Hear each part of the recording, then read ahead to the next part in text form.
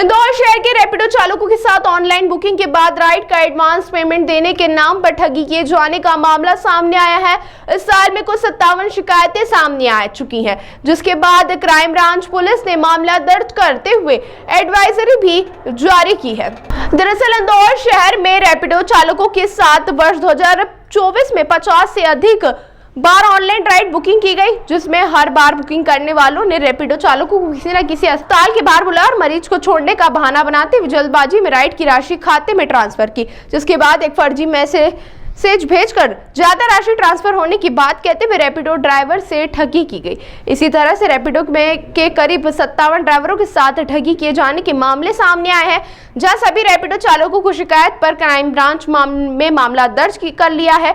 सभी रैपिडो चालकों की शिकायत पर क्राइम ब्रांच ने मामला दर्ज कर लिया है और मैसेज भेजने वालों के मैसेज के आधार पर आरोपी ठगों की तलाश शुरू कर दी है। साथ ही एडवाइजरी जारी करते हुए रैपिडो चालकों को मैसेज के अलावा बैंकिंग ऐप चेक करने की सलाह दी गई है। क्राइम ब्रांच के एडिशनल डीसीपी राजेश ढंडोतिया के मुताबिक अभी तक 57 ड्राइवरों से 17 लाख से अधिक की ठगी होने की बात सामने आई, जिस पर एडवाइजरी जारी करते हुए मामला जांच में लिया गया और कुछ खातों को फ्रीज करते हुए 9 लाख से अधिक की राशि वापस भी लौटाई गई है। ये एक साइबर फ्रॉड में लगातार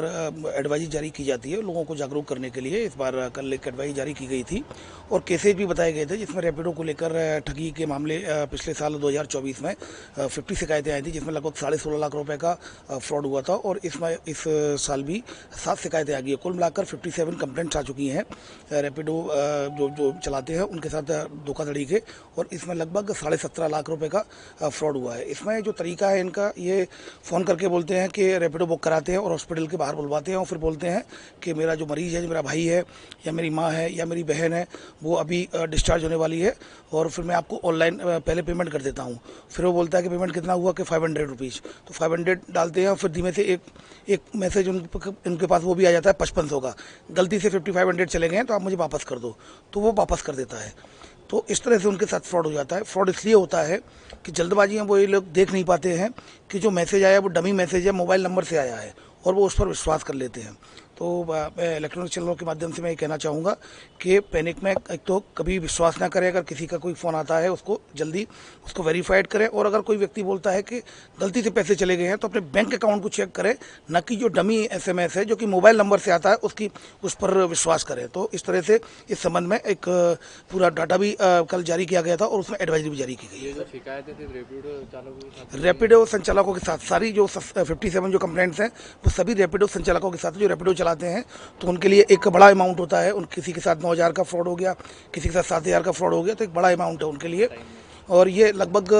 जैसा कि मैंने बताया 1 जनवरी 2024 से लेकर जो 2024 में टोटल 50 कंप्लेंट्स आई थी और 2025 में 7 कंप्लेंट आई, तो कुल मिलाकर 57 कंप्लेंट आई है, जिसमें लगभग 17 लाख के करीब इसमें फ्रॉड हुआ है, जिसमें कि लगभग 30% राशि वापस भी कराई गई है। देखिए ये ऑलरेडी आप अगर देखेंगे परिचित बनकर कॉल करने वाले में भी इसमें यही आता है कि बेटा मैं ये बोल रहा हूँ, पैसे ट्रांसफ़र करने हैं, गलती से ज़्यादा हो गए। इसमें डमी SMS भेजते हैं जो कि मोबाइल नंबर से आता है, बैंक से नहीं आता, और उसका स्क्रीनशॉट खींच के भेज देते हैं। तो कभी भी परिचित बनकर कॉल करने हैं, कोई कॉल कर रहा है या कोई भी फाइनेंशियल ट्रांजैक्शन अगर आपको करना है तो सबसे पहले अपने बैंक अकाउंट चेक कर लें। बैंक अकाउंट चेक करने के बाद फिर उसको वेरीफाइड करने के बाद ही आगे बढ़ें।